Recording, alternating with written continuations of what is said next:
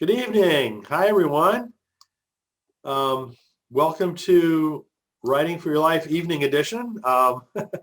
This is our second Tuesday's Writers Discussion Group, and I know this is going to kind of be a mix of folks. For those of you that don't know, we're right in the midst of an online conference this week. We're doing one of the Writing for Your Life Christian children's book conferences.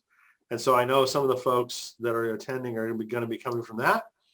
And some of the folks are going to be, some of the regulars that have been at many of these second Tuesdays discussion groups. So I really appreciate everyone coming together this evening. We're really lucky to have Lori Erickson with us. Lori is just a prolific author. She's best known for spiritual travels. So for those of you that have taken my Business of Being a Spiritual Writer class, where I suggest to people the idea of picking a niche in the market that's an overlap between area A and area B, Lori epitomizes that because her work is at the overlap between faith and travels, which, I think is a very rich area to be focused on. So, Lori, thanks so much for joining us. I'm delighted to be here. And it's great to see all those faces popping up. Thank you for tuning in. I got the chance to listen to a couple of prior sessions, and so I think I have a general idea of the format and how these evenings are structured. I should start by saying I am not an expert on Stoicism, but I do consider myself a great fan of Stoicism. And that's largely a result of the pandemic. And so when Brian asked me what I would want to talk about, it came immediately to mind because I started thinking about all the ways in which Stoicism had given me guidance as being a writer, especially in this difficult international crisis that we've all lived through, are living through. And so I thought tonight I would speak for maybe 10 or 15 minutes and then open it up to conversation. General overview, I'm sure some of you at least are familiar with Stoicism and its outlines, but I'll just give you a general overview. The most important thing that I have to say is that there's Stoicism with a capital S and Stoicism with a small s. And that means that the way we commonly use Stoicism has to do with stiff upper lip and not showing emotions. And that's really not what classical Stoicism is about. It is a school of philosophy. I have my cheat sheet here, so I'm going to occasionally glance over there. It's a school of philosophy that developed in ancient Greece and Rome, originally began in the 4th century BCE, and came to perhaps full flower in the writings of Marcus Aurelius, who was a Roman emperor in the 2nd century Christian era. And his meditations are probably the most important book on Stoic philosophy that we have. Other great writers in the tradition are Epictetus and Seneca, Cicero, and I'm sure some of those names are familiar to you, especially if you've had any sort of introduction to the classic Greek and Roman world. In my personal dipping my toe into Stoicism, there's a book that I really loved, which is a contemporary book written by William Irvine, and it's called A Guide to the Good Life, The Ancient Art of Stoic Joy. And I'll put that in the notes after we're done here so you can get the reference. So that book and then Marcus Aurelius's Meditations were two of my most valuable companions as I went through the pandemic. And there were a variety of reasons for that. And I think the most central helpful thing that I learned from the Stoics is a kind of triage for whatever happens. That if we see things that are difficult for us to deal with, we need to ask ourselves, which category of these three does it fall into? One is things over which we have no control. The second is things over which we have partial control. And then the third is the things we can control.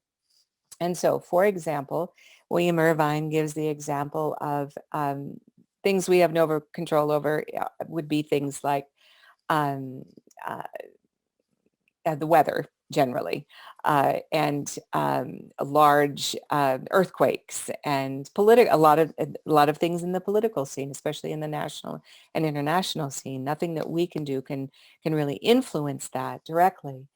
Then there are things over which we have partial control. And so politics maybe slides into then if it's a local election, or certainly even working in national political scene, that there are things we can do, but there's a lot we can't do. And so that partial category can be sort of a little bit gray. And he uses the example of a tennis game, actually, that you can't control whether you win the game, but you can control how much you practice and how much work you put into improving your game. And then that last category I think, is the most interesting one, things that we can control. And for the ancient Stoics, that would be our thoughts, our desires, and our character. And that is the heart of what they are talking about. I think it's important to point out with the Stoics that they spanned the spectrum of social class and influence. And so Epictetus was born a slave, lived as a slave for much of his life, was left handicapped from an injury from his master. He had walked with a limp for the rest of his life. So he was on one end of the social spectrum, and then you have Marcus Aurelius, who was a Roman emperor. And so whatever someone's social station in life, Stoicism was believed to have be a potential source of strength for them. There are a number of interesting exercises that the modern world has latched onto from the classic world that I was really quite intrigued by when I read William Irvine's book in particular. One is something called negative reflection. And this has to do, it's related to the Stoic emphasis on the impermanence of life and the fact that often we fool ourselves that things are far more permanent than they are.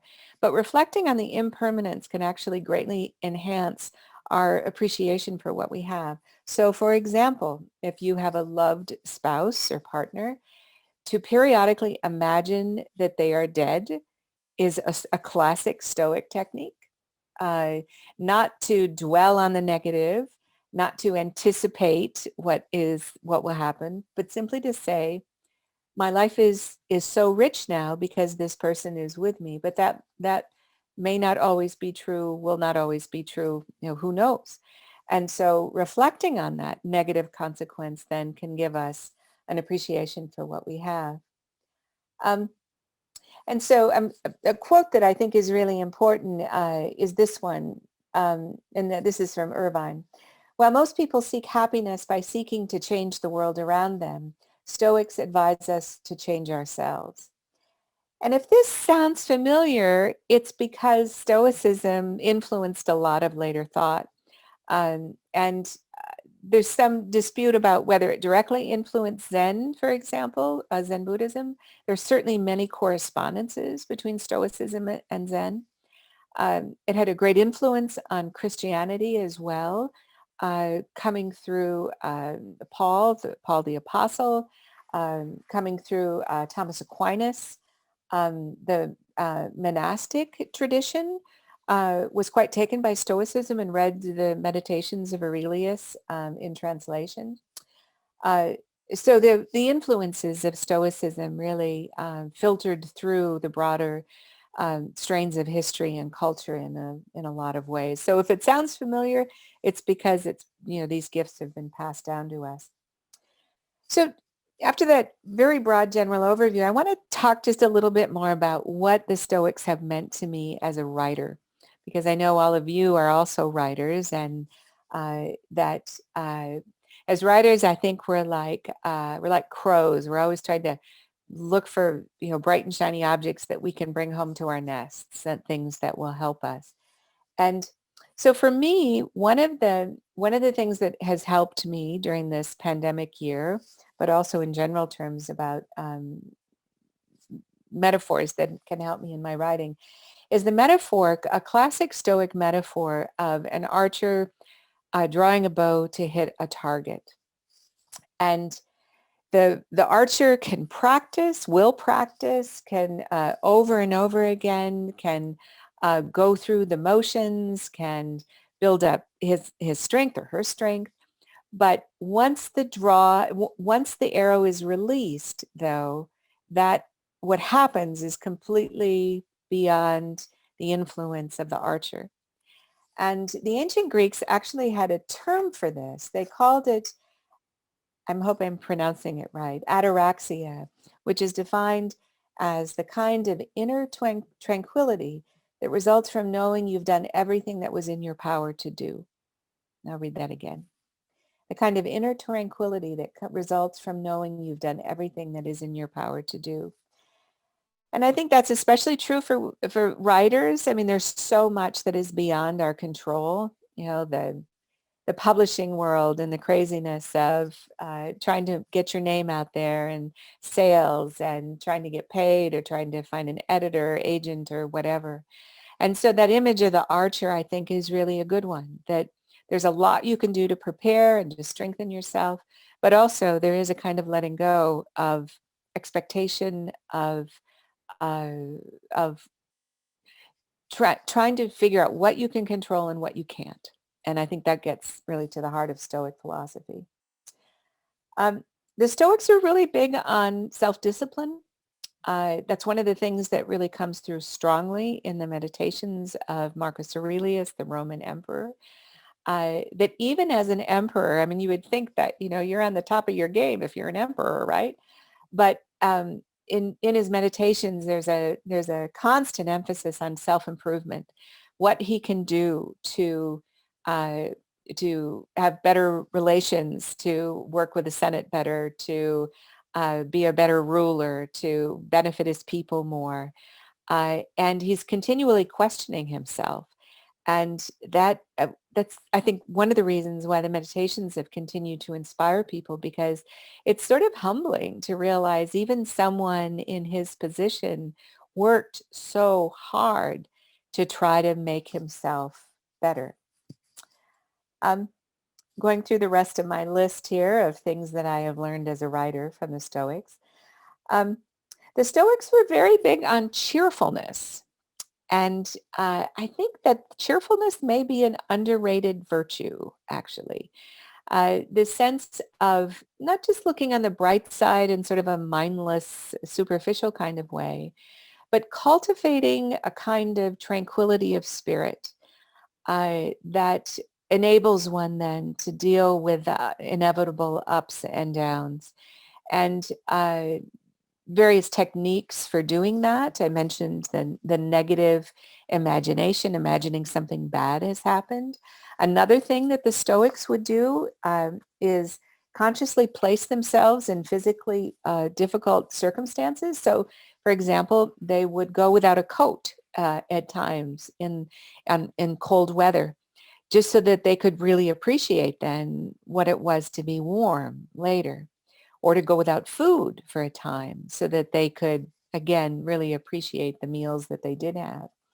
So this, in a sense, these kind of mental tricks, I think, are simple in some ways, but have a kind of deep truth to them as well. So this next point, I think, is huge for writers, and it has to do with dealing with criticism. And there's a lot that the Stoics have to say about dealing with criticism, because many of them had very public lives. Marcus Aurelius, of course, but Cicero had a prominent position in the Roman political scene. And so they were always dealing with people who were difficult, people who disapproved of them. And so there's a big emphasis in Stoicism of doing your best and then letting it go and realizing that you can't please everyone. And that, in a sense, uh, well, that you can't pay too much attention either to the praise or to the criticism.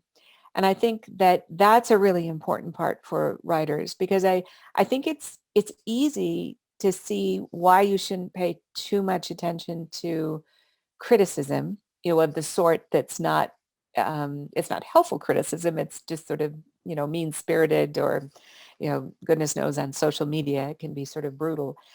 But also don't pay too much attention to the compliments either, that your job is to be the best that you can be, and that other people's opinion, of course, matters, but you're the one who knows whether or not you're doing your best. And I found that a very helpful piece of advice in sort of standing straight in your truth.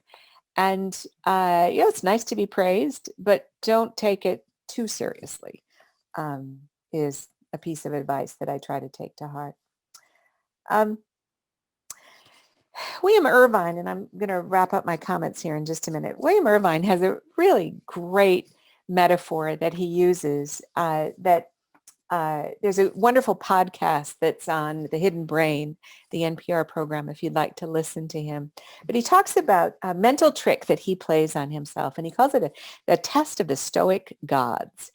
And by that, he means that he says whether or not the Stoic gods exist is really irrelevant for this practice. But he says that he really tries to use the difficulties of his life as a kind of game that is being played between him and the Stoic gods. And so, for example, he tells the story of an airplane flight. This was pre-COVID, of course, where it was just one of those star-crossed flights where they waited on the tarmac for an hour, and then they deplaned, and then they got back on, and then they had to, the flight was canceled, and then he went to the hotel, and it was like 1:00 in the morning, and he finally got to his room and opened it up, and then it hadn't been made up. The bed was unmade and everything, and so he had to go down to the desk, and as he's coming back to the elevator after having gotten his second room key, he realizes it's all been a test of the Stoic gods, that they were testing him to see if all of his work that he had been doing on being, not letting his temper get the best of him, and to look on the best side of things, if it had really taken. And he has this wonderful line. He says, "Well played, Stoic gods, well played," that they had arranged it with all of those difficulties to test him. And he said, I think I maybe got a C on that test. But I have used that metaphor. I use it a lot with my husband, actually. When things are going wrong, it's one of those days that is just awful. And I will remind him, well, let's just see how well we can do in relation to the Stoic gods. And so, in some ways it's sort of a gimmick, but in some ways all of these are, I think, practical ways of making really important concepts live in our lives. So with that, that was basically what I wanted to cover first, because I know this is meant to be a discussion too. So, Brian, how would you like to handle it from now? Well, as always, everyone feel free to raise your hand on the Zoom console, or, unmute yourself and ask a question, or type in the chat box, whichever you prefer. We'll just go wherever the conversation takes us. But Lori, thank you for all those comments and the research that you've done in this area. I think it's very cool. And I don't know if you know one of my other industry friends, Steve Hanselman, who is the co-author of The Daily Stoic. Oh, I didn't recognize his name, but I know The Daily Stoic. That's huge. Yeah, Ryan Holiday. Yeah, that's the name I'm most familiar with. Yeah, he's much more well known as an author. But Steve and Ryan were the co-authors of that book. And Steve has been in the Christian publishing industry for quite some time. He ran Harper San Francisco when it was Harper San Francisco, before it was Harper One. He also was over the Harper Business Books, which is where he met, Peter Drucker and all these other people Mhm. like that. Mhm. He has been an agent for many, big authors Mhm. for quite a number of years now. Mhm. Mhm. And the reason why I know him is because when we started the Frederick Buechner Center, we hired him as a consultant, to work with us because he was a big Buechner fan and we knew he knew the industry. So he's been, a consultant and a friend Mm. for many years. I mean, when I very first started Writing for Your Life, he was one of the people I first talked to and said, what do you think about all that? What do you think about this idea? And this kind of stuff. So when he wrote this book, it's just like, oh my goodness, the thing took off like crazy. Mhm. So Mhm. small world kind of a thing. But Yes, that is. That is. Well, I do think it's an interesting question why Stoicism has become so popular these days. I mean, as far as, ancient philosophies go, Zen of course is also quite popular, and has sort of broken out of the religious box into a way that sort of influences the wider culture. But I think Stoicism is so applicable in so many different situations, and the writing is so good too. The ancient writers are so vivid and so practical and so thoughtful. I mean, one of the reactions I had to the meditations of Marcus Aurelius was I would read a little bit every morning, almost like a daily devotional. And I look forward to talking with him. I felt like he was like my friend. And it was so, in a way, charming to have a Roman emperor as a friend. But that's the kind of immediacy that his writing has. well, So, yeah. when Steve first told me he was going to write this book, I thought, oh, that's kind of weird. That's kind of esoteric, isn't it? And then Yeah. the thing skyrocketed like Yeah. crazy, Yeah. and they've had subsequent books Mhm. to follow it now that have all done. Mhm. And, so I was reflecting on that too. It's like, why did this become such a thing? Mhm. And, I think part of it is we're becoming a much more multi-faith, you can call it secular or whatever, country, so that there's a growing awareness of things that aren't just Christianity. Mhm. And, because of that and because the very fundamental nature of what the Stoics wrote, right? I mean, they got down to it, the Mhm. very rock bottom, not fundamentalist, Mhm. but the very basic grounding rock bottom truths. Yep. That's what they And were talking about. right. And you can be a Buddhist, you can be a Christian, you can be a person of no faith, and really make practical use out of these concepts. So, for example, Nelson Mandela was given a copy of the Meditations of Marcus Aurelius in prison, and it was one of a major influence on his coming to terms with his imprisonment and making use of that time. Lots of examples, prisoners of war who have used that philosophy to get through that time. Um, so I saw that, was there a question there that Yeah, somebody, Kate yeah. Rodwalker's got a great question. She says, I'm married to a Buddhist and I see how mainstream American culture gets Buddhism wrong. Do you think American culture gets Stoicism wrong in any way? Oh, that's a really great question. And I Yeah. say, yes, I think so. I mean, I think that, um, I think it's inevitable when any complex thought system, belief system gets popularized, that you can't get away from that it gets um, homogenized, it gets removed from its original roots. Um, but I do think that there's something about like you offer hors d'oeuvres to people. That's how I think of a lot of this stuff. You give them a little taste of a little bit of mushroom, a little bit of gorgonzola cheese, and you hope that they're not going to make a meal off of that, but often that's the first step, and so it took me until I turned 60 this year, and I am finally reading Marcus Aurelius, and I'd heard about him for years, but it took the right combination of my personal circumstances and the weirdness going on in the world when I actually picked it up. And so, yeah, I think we do get some wrong. And I think, as Americans, we're looking for a quick fix, and I think sometimes it's a kind of uh, way to improve your business skills, but it doesn't have to be that. Just because sometimes it's taken in a superficial way doesn't mean that we shouldn't look for the real wisdom there. Well, I think one of the things that's got to be the toughest aspects of this is to try to put yourself in the context of when it was written. Hmm. I mean, how can any of us appreciate the world that Marcus Aurelius lived in, right? Hmm. Hmm. Or any of the rest of them. I mean, that part is just really, I think, impossible. Hmm. Hmm. But because, as we were saying, the things that they wrote about were just so fundamental, Hmm. to So the universal. Yeah. yes, the very core of humanity. Hmm.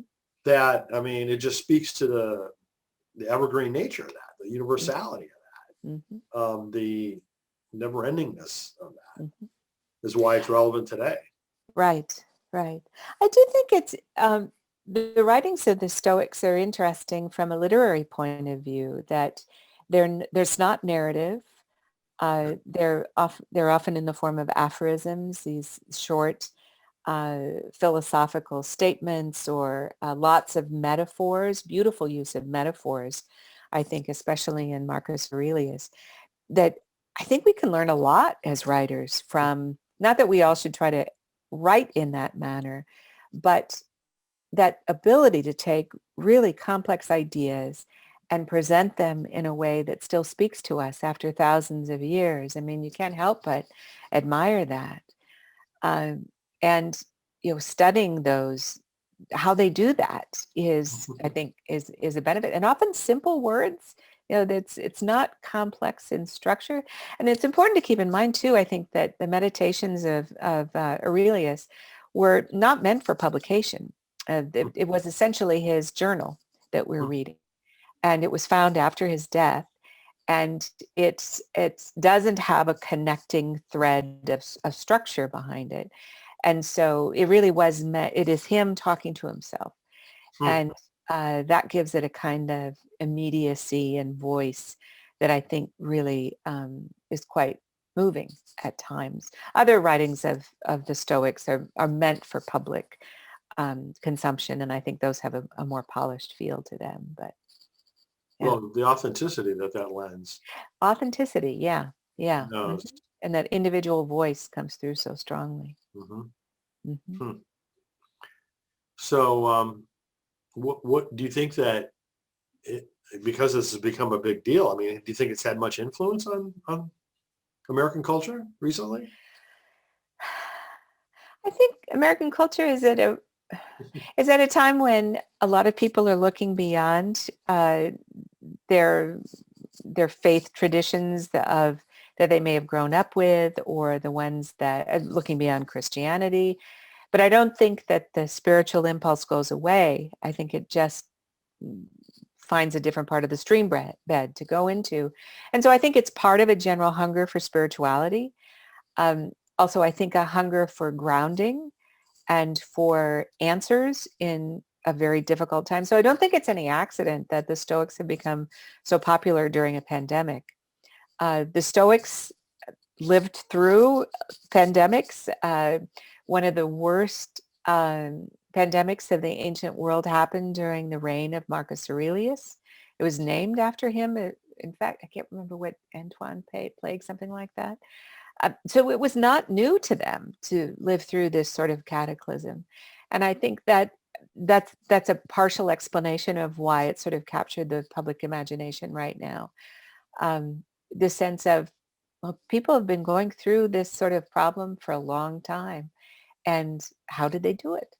And they had to deal with it in a much more immediate way than we do, of course, without modern medicine and, the benefits of modern technology. There was no vaccine. Right, exactly. Yeah. So, a good question from Shar. Could you compare Stoicism and Christ in his time, or Hmm. the apostles? Hmm. To Hmm. what degree were they Stoic? That's a very good question. And I, as I said, I have an enthusiast's knowledge of Stoicism, but I certainly, I'm going to offer my own opinions on this. The Stoics talked about the gods and had a great respect for the workings of fate, the workings of the gods, and a sense of this is what you can do, this is what you can't do. And so they weren't atheists at all, especially Marcus Aurelius often refers to the gods in a general sense in his work. But I think if their gods were more sort of like the deist gods, the watchmaker gods. Um, and so the theology, I think, is you can see that they're sort of cousins. Stoicism and Christianity, especially in its Greek forms, its Greek roots, there's certainly similarities. I think in many ways, the example of Christ and his bearing of pain and suffering is very much in keeping with the Stoic ideal of how someone they do their duty. They don't complain. They do as much as they can and recognize then it has to be your will be done is very much in keeping with the Stoic ideals. And I think that's one of the reasons why Stoicism had an influence in the medieval age, especially on theologians, because there were natural correspondences. So the Stoics that you mentioned, some were Greek, some were Roman. Mm-hmm. Were some before Christ and some after Christ? Yes. Uh-huh. Right. So Marcus Aurelius clearly was after. Yes, 2nd century Christian era. But the first Stoics were I'm going to check my notes here. I think it was the 4th century before the Christian era. Okay. Yeah, so they go back a long way. Mm-hmm. So Dennis was asking the question about how the Apostle Paul was influenced. Well, he would have been he was a well-educated Jew, and so he would have been aware of the major schools of philosophy that came from the Greek world into the Roman world. And Stoicism was one of a number of popular schools.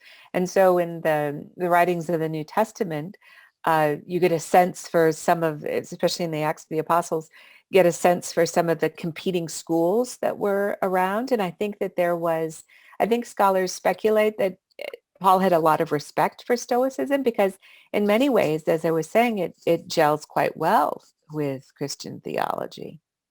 And it certainly blends better than some of the other philosophical traditions. Mm-hmm. So you were writing a book also during the pandemic, and that book is going to be out in August. Uh-huh. Uh-huh. So could you tell us a little bit about that book, and do you think any of your Stoicism reading influenced your book? Well, the book that's coming out is called The Soul of the Family Tree. Subtitle is Ancestors, Stories, and the Spirits We Inherit. It's coming out from Westminster John Knox Press on August 24th. They published my previous book, Near the Exit, and delighted to be working with them again.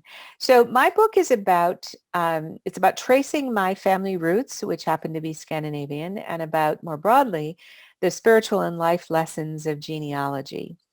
And in my case, I write a lot about the Vikings, the somewhat problematic bad boys of the far north. But I try to complexify that popular imagination of the people of the far north.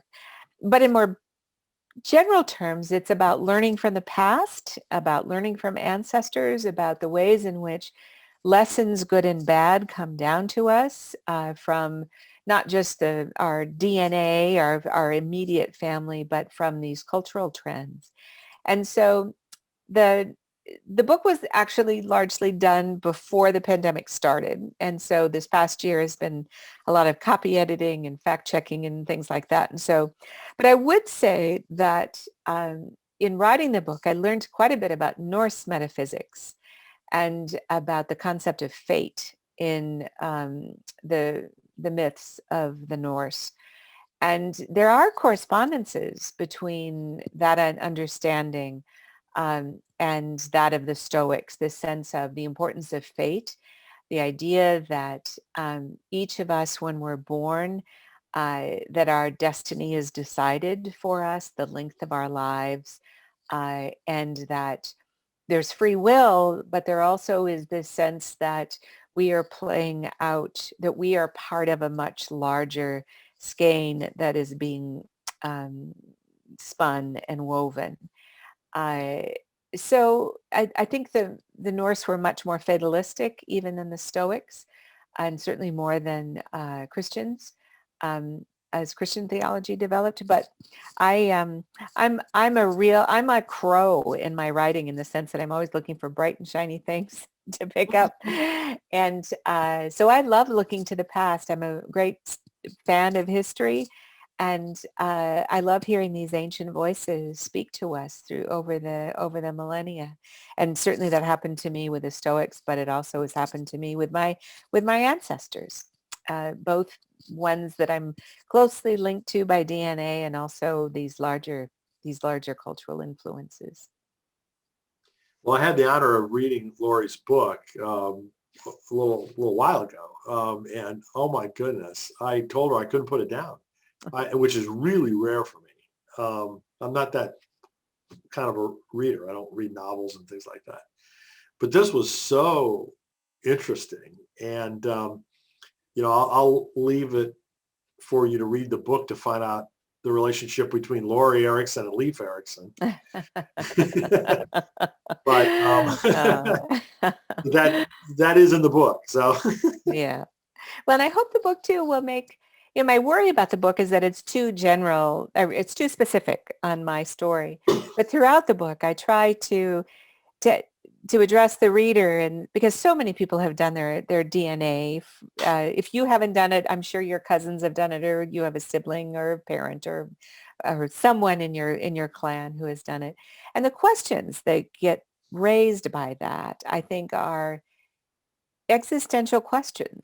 And I think stepping back a bit and looking at those from a spiritual point of view, because spiritual questions, of course, are often have to do with who are we, and how how did we get this way, and what lessons are we supposed to learn from the past. And so I think, so the book is an attempt to look at genealogy in a new way. So thank you for the kind words, Brian. Brian wrote a wonderful blurb for my book. I'm really grateful for that. So well, it's like I said, it was entrancing, and I haven't done any geological research myself or DNA analysis or anything like that.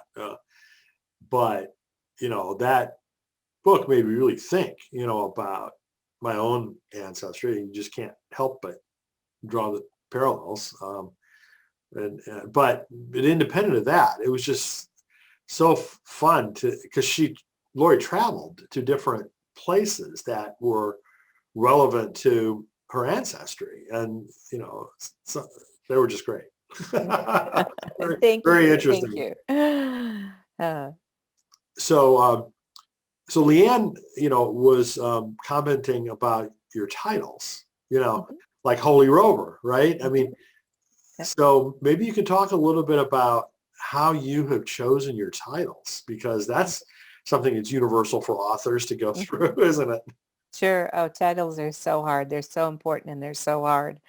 So Holy Rover was the name. That's my first book. Uh, and it's a memoir built around trips to a dozen holy sites around the world. Holy Rover was the name of a blog that I had for almost 10 years. And I worked really hard to come up with that name. And I was so delighted when I latched onto Holy Rover, because it really sort of captured the spirit of it. And that was I was struck by what you said, Brian, about this idea that often the most fertile ideas come when you take two different things. And so with Holy Rover, I made just a long list of words relating to spirituality, holiness, and religion in that category, and then a whole bunch of words relating to travel. And I just mixed and matched until I came up with Holy Rover. Near the Exit, its subtitle is Travels with a Not So Grim Reaper. It's about places that have helped me come to terms with mortality. And Near the Exit came really fast. I mean, and it was not fast, but that was pretty easy to come up with too, I would say. This idea of a journey is central to all of my books, I think. And so Near the Exit, this idea, you're not off the exit ramp, you're not dead, but you're near the exit. All of us are near the exit. That's part of the point of my book, is this sense of, we need to take our mortality seriously. And then I would say The Soul of the Family Tree, it took me years to come up with a name for that, for the title for that book. And it was very late in the game. I had other titles. The working title was completely different. And it was working with my agent that we went back and forth and back and forth. And it was really a combination of the two of us that came up with that. It's not quite as vivid as the other two titles, but I do think it's descriptive of the book. But I think the main title is really important, but then the subtitle is in some ways as important, or maybe not more important. But that the subtitle is your chance to really tell what the book is about in sort of a stylish way, and so both are really important.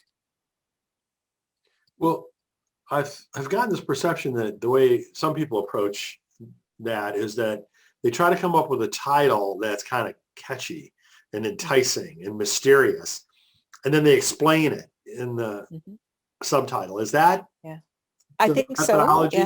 Yeah. I think you want to have something that's vivid, pretty vivid, and also something that hasn't been taken before. Not that you can't copyright a title, as far as I know, but you don't want to have something that people are going to confuse with another title. And so, and goodness knows there's so many books out there. So it's difficult. Yeah. Also, but I do think waiting, that I think it often will naturally emerge towards the end of a project. And don't worry too much. Give it a generic title. I have a friend who called her manuscript for years Tim. She'd say, well, I have to go home and Tim's waiting for me.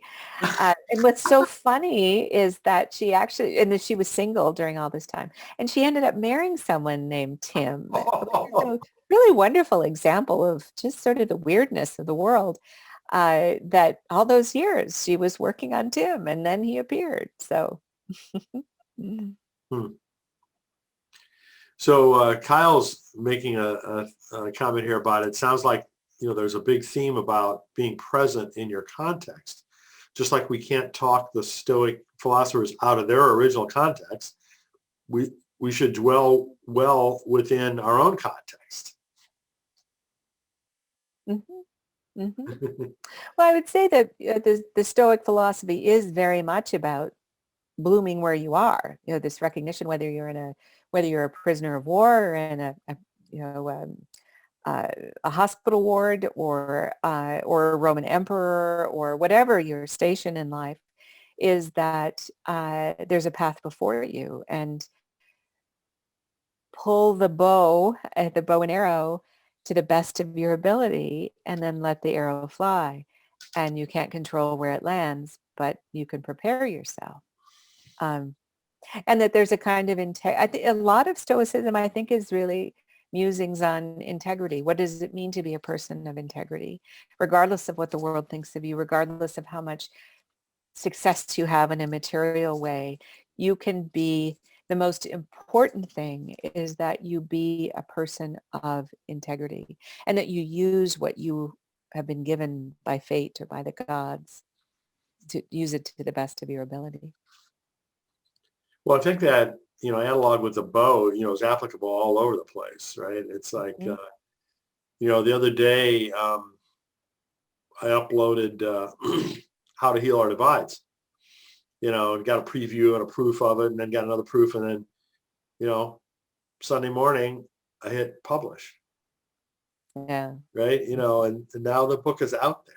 I haven't told anybody yet, but, now it's out there. right? So anytime any of you, publishes something like that, it's like, here's something you've worked on for years in many cases, right? And then boom, hit send, you know. And then it's not yours in a very real sense, I think. I mean, it's I've heard yours. It'll always be yours. But I've heard authors say that. Yeah. yeah, Elizabeth Gilbert, who wrote Eat, Pray, Love, and she wrote one of my favorite books about creativity called Big Magic. She has a line that says something about other people's opinion of your work is none of your business. The sense of when you publish a creative work, that your job is to do the best you can, but that after that, it really becomes the property of the world. And so, I think it helps then to detach from both the criticism and the praise. What I was talking about, this the Stoics recommended, but this idea, when you're in the midst of the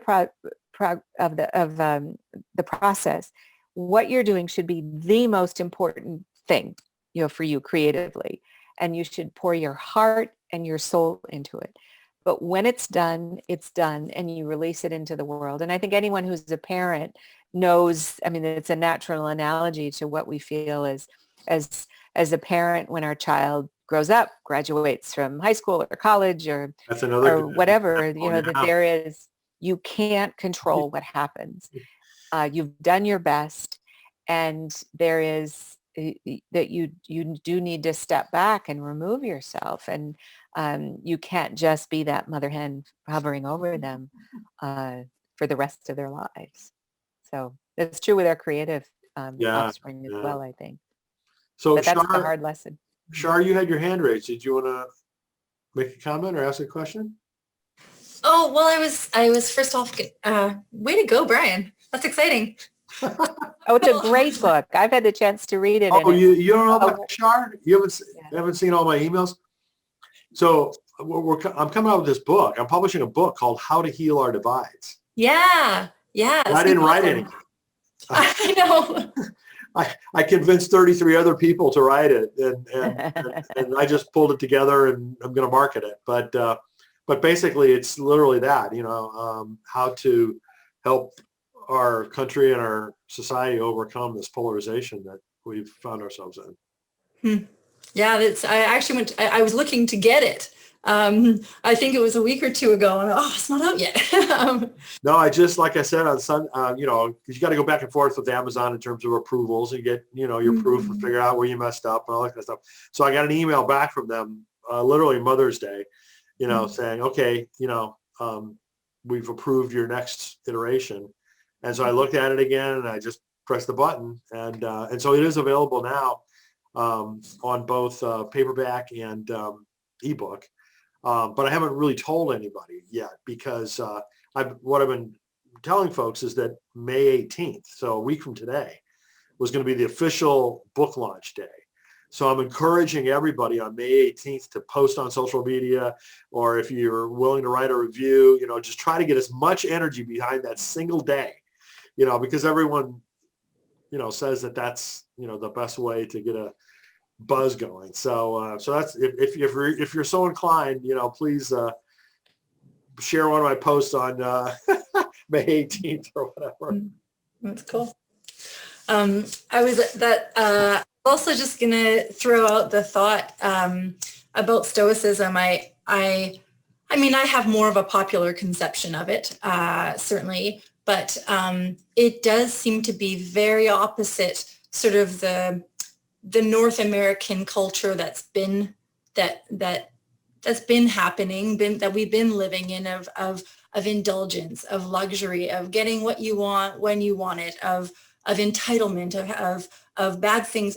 That person shouldn't be treating me that way. I'm entitled to a better treatment than that, and so on. And I just sort of wondering if the upsurgence of it, the resurgence of Stoicism, to even in a popular degree, is partly realizing that it has an emptiness to it. It doesn't feel right at some level, that we are so central to the universe, that we should have things our way, that we should be so comfortable.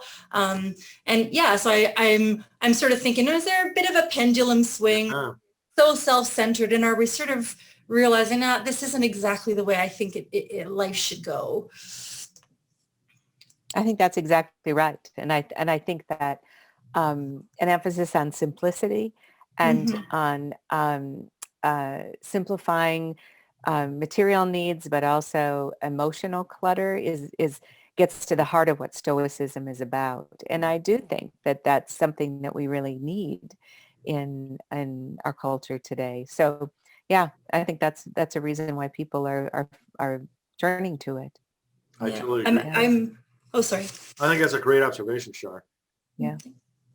I was going to say a colleague of mine, I'm working at a place now where my colleagues don't have their phones out and they're actually choosing to put them away. And I thought, I think we're realizing we don't like that life. We're starting to realize we don't like that life anymore slowly, but I start to swing. Mm-hmm. Mm-hmm. Yeah. So Anne, I see you have your hand raised. How are you doing?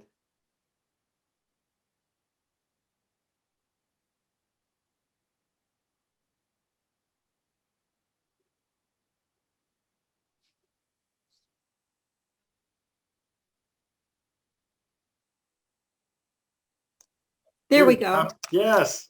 Yeah, I was thinking, Lori, while you were talking, I was thinking, I wonder if you can be a Stoic in some ways and not in others.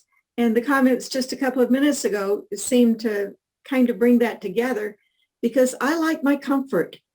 And I really did not like staying home and cooking every night. We went to a restaurant for the first time tonight in a year. So I like that. But I think I'm a Stoic when it comes to writing, because when it comes to writing at this point in life, I say I live with high hopes and low expectations.